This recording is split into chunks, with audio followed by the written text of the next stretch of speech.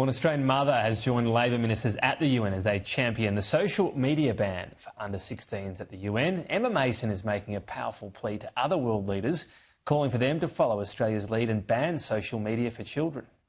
So now I ask you to hold my Tilly and all the lost children in your hearts and do what you can to change the narrative across our world.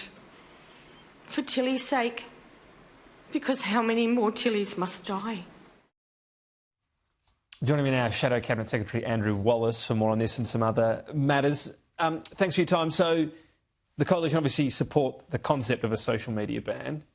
Do you support what you've seen so far from Labor? Well, it was our idea, Tom, going back, and this stretches all the way back to 2021 from an inquiry which I led, which was the Protecting the Age of Innocence report, which recommended to government that we introduce age verification for online pornography and online gaming.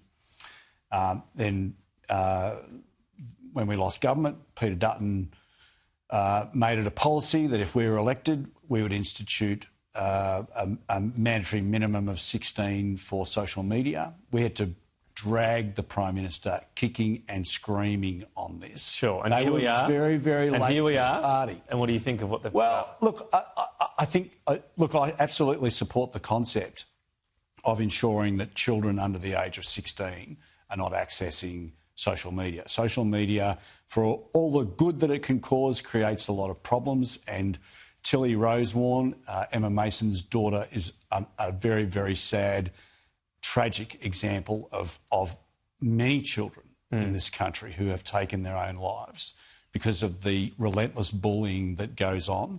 And quite frankly, social media, pornography is impacting the lives of young children across this country. And I'm really pleased that this Labor government has stepped up.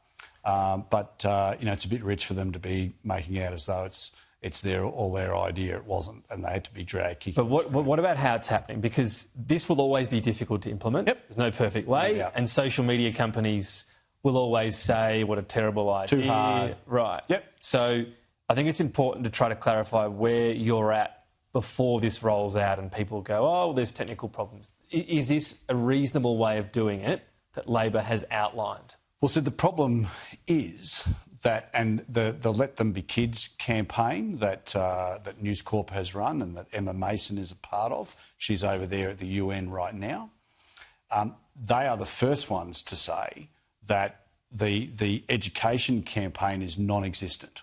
So there are many parents and families right now where they are saying that they don't know how this is going to be implemented. And I think that that's a reasonable... Okay. A reasonable point for them to make. Fair enough. And what about the logistics and framework itself in terms of how they plan to go about? First of all, the onus, they say, is on the technology companies. As it should. They have the resources. Yep. And also they're spelling out how it would happen, including a possibility of facial ID, but companies have to have an alternative to facial ID. Yeah. So do you back that process in? Well, the tech companies have to take reasonable steps to ensure that the users are not under the age of 16. Tom, this is happening now. You know, your colleague, Kieran Gilbert, just had Andrew Black on a couple of hours ago from Connect ID. They have the technology. They are using the technology now. So for the tech companies to come out and say, oh, this is all too hard, that's exactly what the tech companies want you to believe and want every other Australian to believe. The tech is there, it's working. Let's just get on and make it work. Let's make it happen. So as to where we sit right now, is there anything differently you think Labor should do in terms of implementation? Because, again, it's going to be easy to have a crack afterwards. I'm sure there'll be teething issues. Yeah. Are you saying right now there's anything they should do? Education campaign, sure. Anything else? I think that they need to very clearly articulate to all of the social media companies. I believe that Julian Grant has come out this morning and said, well, maybe WhatsApp should be involved in this. I have some concerns around that, just as I have some concerns around the inclusion of YouTube.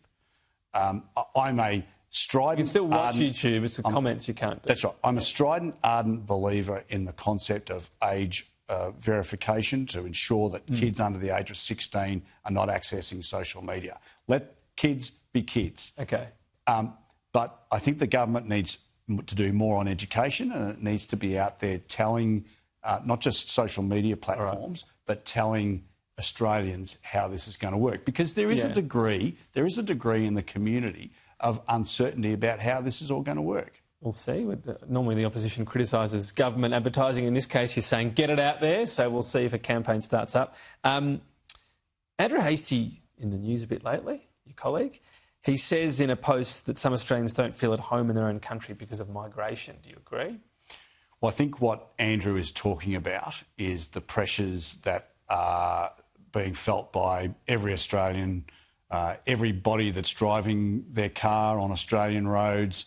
What used to take 15 minutes now takes 25.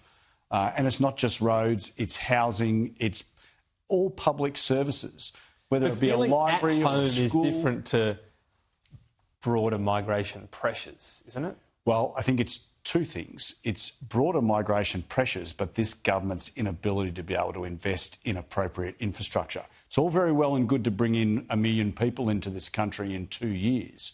But if you don't plan for that, if you're not building the roads, if you're not building the schools and the hospitals, Australians have every right to be upset. They're all migration pressures. This sounds more like it's almost as if you hear a foreign accent and you go, gee, this isn't my country anymore. Is that a sentiment you agree with? No, I mean, what I do agree with is, and you'll find this somewhat amusing, Paul Keating once said, change the government and you change the nation.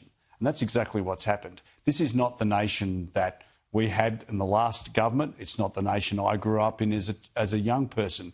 And dare I say, you're a bit younger than me, it's not the nation you grew up in. But it's actually not. No, those settings have changed. We've had a demand-driven migration system that just happened to really surge post-COVID. Labor has made reform, particularly around so-called, they're described as permanent temporary migrants. So what else would you actually change specifically?